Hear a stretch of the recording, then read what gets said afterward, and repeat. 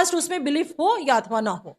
तो आखिर अखिलेश यादव क्यों आकर कह रहे हैं कि कांग्रेस को आगे आना होगा, कांग्रेस को आकर के आगे बोलना होगा कि विपक्ष एकजुट है, और उधर से कांग्रेस बोलती है कि आखिर आई लव यू पहले कौन बोलेगा, तो कहाँ से विपक्ष तो एकजुट? हमारा कहना है कि जो बिहार का मॉडल है ना, विपक्षी एकजुटता का मॉडल, जो 2022 में, अक्टूबर 2022 में, जो अगस्त 2022 में जो माननीय मुख्यमंत्री नीतीश कुमार जी ने बनाया, यही बिहार मॉडल, विपक्षी एकजुटता का बिहार मॉडल पूरे देश में प्रत्येक राज्य में ये बनाने की आवश्यकता है। और हम लोग गुजारिश बार बार कर रहे हैं कि देखिए बिहार। नमस्कार साथियों, स्वागत है आपका हमारे देश प्रेम न्यूज में। अभी हम मौजूद है जदयू प्रदेश कार्यालय में और हमारे साथ मौजूद है जदयू के प्रदेश प्रवक्ता अंजुम आरा जी। अंजुम आरा जी, सवाल ये है कि माननीय प्रधानमंत्री नरेंद्र मोदी जी ने कल बयान दिया, उन्होंने बताया कि जिस तरीके से विपक्ष एकजुट हो रहा है, ये सारे भ्रष्टाचारी है जो एक हो रहे हैं। भ्रष्टाचार के विषय पे बोलने की मुझे नहीं लगता कि भारतीय जनता पार्टी में किसी की नैतिक पात्रता है। इसी विषय को लेकर के तो आपने देखा कि किस तरह से लोकतंत्र की हत्या हुई है। आदरणीय राहुल गांधी जी इसी करप्शन पे न सवाल उठाए थे, अडानी पे सवाल उठाया था उन्होंने, 20,000 करोड़ रुपए पे सवाल उठाया था उन्होंने। माननीय प्रधानमंत्री महोदय और अडवाणी के क्या रिलेशन है दोनों के बीच में, उस पर सवाल उठाया था। भ्रष्टाचारियों की जड़ें हिला दी हमने। भ्रष्टाचारियों की जड़ें नहीं हिला दी। जो भी भ्रष्टाचारी है ना, वो भारतीय जनता पार्टी में जाके लोटस मशीन में जाकर के वो स्वच्छ हो जाते हैं।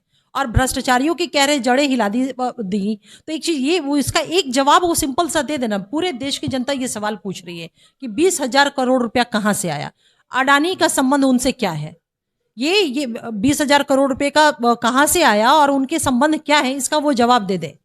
करप्शन है, मुझे लगता है पूरे विश्व में किस नैतिकता के साथ वो इस बात को कह रहे हैं, मेरे समझ के बाहर की चीज है कि पूरे देश में अडानी स्कैम विश्व का सबसे बड़ा स्कैम है। और सबसे बड़ा स्कैम करने वाला, उनके साथ उनके क्या रिलेशन है, मुझे बताने की आवश्यकता नहीं है, ये आप भी जानते हैं और देश की एक एक जनता जान रही है। जहां सबसे बड़ा, विश्व का सबसे बड़ा भ्रष्टाचारी उनके प्रश्रय में, उनके छत्र छाया में, उनके प्रोटेक्शन में है, और वो व्यक्ति ये दावा करे कि मैंने जड़ें हिला दी है। भ्रष्टाचारियों की जड़ें कर रहे हैं, तो वो तो बोल रहे हैं कि राहुल जी ओबीसी समाज को नीचा दिखाने की कोशिश की, ओबीसी समाज को चोर कैसे बोल दिए। वही तो हमारा कहना है, एक बहुत बड़ा चिंता का विषय भी है कि देखिए अपने कुकर्मों को छुपाने के लिए, कवर करने के लिए किस तरह से कास्ट का कार्ड खेला जा रहा है।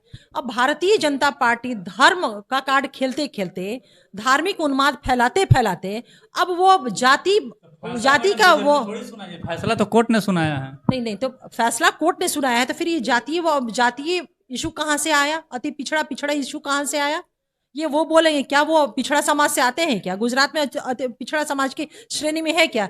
देखिए अब ये जो ना धर्म का कार्ड खेलते खेलते अब ये जात का कार्ड खेलना चाहते हैं। सीधी सी चीज है कि राहुल गांधी के मामले में आप बिल्कुल सही कह रहे हैं कि कोर्ट ने फैसला सुनाया है, लेकिन सारी चीजों को आप जब सीक्वेंस में देखेंगे ना, तो आपके ऊपर भी एक सवाल होगा कि आखिर ये क्या वजह है कि जो पिटिशनर था इस केस का, वो हाई कोर्ट पिटिशन फाइल करता है राहुल गांधी जी के खिलाफ में, कुछ दिनों के बाद वो हाई कोर्ट में पिटिशन फाइल करता है कि इस केस को स्टे कर दिया जाए। और जैसे ही आदरणीय राहुल गांधी जी ये सवाल उठाते हैं प्रधानमंत्री महोदय के सामने कि 20,000 करोड़ रुपए का हिसाब दे दे, अडानी से आपके संबंध क्या है ये हिसाब दे दे, उसके बाद से मात्र 20 से 25 दिनों में केस की सुनवाई होकर के सजा तक हो जाता है। चलिए हम जुडिशरी के पालन करने वाले लोग हैं, वहां तक भी हम मानते हैं, लेकिन आनन फानन में आप इसको कैसे जस्टिफाई करेंगे? उनकी जब सदस्यता रद्द हो जाती है तो अब कहेंगे कि उनको कन्विक्शन हुआ तो सदस्यता रद्द होना है। तो सुप्रीम कोर्ट का वेल सेटल्ड वर्डिक्ट है लोक प्रहरी केस में कि किसी भी व्यक्ति का अगर सदस्यता उसको कमिटमेंट हुआ है, उसको सजा हुई है और सजा को अगर सस्पेंड कर दिया गया है, तो अगले व्यक्ति की सदस्यता को भी सस्पेंड कर दिया जाएगा। जो उसको सदस्यता से बाहर किया गया है उसको सस्पेंड कर दिया जाएगा। सबसे बड़ा सवाल है कि जब वेल सेटल्ड सुप्रीम कोर्ट का वर्डिक्ट है, तो फिर राहुल गांधी जी की सदस्यता कैसे खत्म की गई? सबसे बड़ा सवाल। अभी तो मैडम सदस्यता रद्द हुआ, 22 अप्रैल तक नोटिस आ गया कि घर भी खाली करना है। ये देखने वाली बात है ना, बहुत सारे ऐसे लोग हैं जिनको सदस्यता खत्म हुआ है, उनको या फिर वो सदस्य नहीं रहे हैं, उनको घर खाली करने का नहीं दिया, नोटिस दिया गया। क्यों? क्योंकि सिक्योरिटी इशू, आज राहुल गांधी जी के ऊपर तो एक बहुत बड़ा सिक्योरिटी इशू है, मसला है। देश के प्रधानमंत्री को ये बात क्यों नहीं समझ में आती है? समझ में सब कुछ आती है। वो कोई भी ऐसा मौका वो सोच रहे हैं कि इस तरह का जो भी एक्शन मैं लूंगा उससे विपक्ष हताश हो जाएगा, डर जाएगा। और एक चीज जान लीजिए, जितना ये इन्फोर्समेंट एजेंसी है जिस तरह का ये दमनकारी नीति को अपना रहे हैं, इनकी समझ ये है, इनका ये एक अंडरस्टैंडिंग है कि विपक्ष को जो है हम कहीं ना कहीं अपने नियंत्रण में, कंट्रोल में कर लेंगे। लेकिन वो एकजुट है मैडम, विपक्ष एकजुट है लगता है आपको? देखिए, निश्चित रूप से बिहार में आप देख लीजिए ना भाई, जो बीजेपी अलग थलग पार्टी है, हमारे 8 दलों का गठबंधन है। एकजुटता किसको कहते हैं? मैं तो कहती कि पूरे देश को, पूरे राज्य को, देश में जितने भी तो राज्य बयान आ जाता है ना मैडम, आपकी पार्टी कुछ और स्टैंड लेती है, आरजेडी का कुछ और स्टैंड हो जाता है। स्टैंड बताइए, कौन सा स्टैंड? और स्टैंड बता देता है, जैसे कि रामचरितमानस को लेकर के आपके पार्टी का स्टैंड अलग था, राजद का अलग था, स्टैंड तो बहुत सारा। पार्टी का स्टैंड नहीं है, राष्ट्रीय जनता दल का वो स्टैंड नहीं है। किसी व्यक्ति विशेष समर्थन में तो उतरा नहीं, किसी व्यक्ति विशेष समर्थन में कोई तेजस्वी समर्थन उतरे। नहीं, समर्थन में कोई नहीं उतरा। व्यक्ति विशेष का वो स्टैंड है। अगर पार्टी का स्टैंड पूछेगा तो आज भी पार्टी का स्टैंड वही है। सभी लोग, हर व्यक्ति कहेगा, हर भारतीय कहेगा इस बात को कि किसी के भी सेंटिमेंट्स को, किसी की भी धार्मिक भावना को आहत नहीं करनी चाहिए। आपका ट्रस्ट उसमें बिलीफ हो या अथवा ना हो।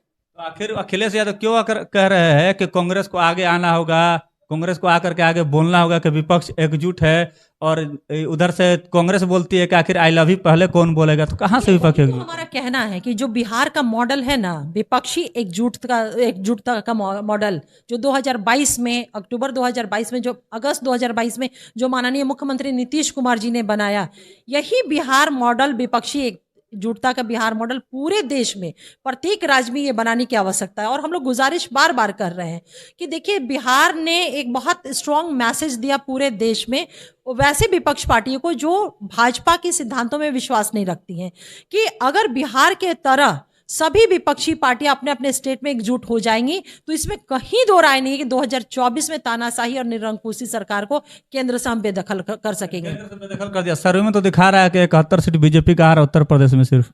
आपको जानकारी होगी कि बीजेपी का स्वयं का इंटरनल सर्वे, जिसमें स्पष्ट ये सर्वे में आया, तभी से इनकी नींद हराम हो गई है कि 40 में 38 सीट महागठबंधन में और 37 सीट महागठबंधन को और 3 सीट पे कंटेस्ट। ये इंटरनल सर्वे ये बताया कि भारतीय जनता पार्टी को 2024 में नाको चबाना होगा। यही कारण है कि बिहार में बार बार बीजेपी के शीर्ष नेतृत्व को बार बार यहाँ आना पड़ रहा है, सभा करना पड़ रहा है। बिहार को वो कहीं ना कहीं एक वो टारगेट किए हुए हैं कि बिहार में जो विपक्षी एकजुटता है वो निश्चित रूप से 2024 में धूल तो चटा देगी बीजेपी को। विपक्षी एकता धूल चटाने के लिए तैयार है बीजेपी को, ऐसा कहना है प्रदेश प्रवक्ता अंजुम आरा जी का। साथियों, आपकी क्या प्रतिक्रिया है? कमेंट्स बॉक्स में जवाब जरूर दें। अगर आपने हमारे फेसबुक पेज को फॉलो नहीं किया तो फॉलो कर लीजिए, यूट्यूब चैनल को सब्सक्राइब कर। धन्यवाद साथियों, जय हिंद, जय भारत। आप देख रहे हैं देश प्रेम न्यूज।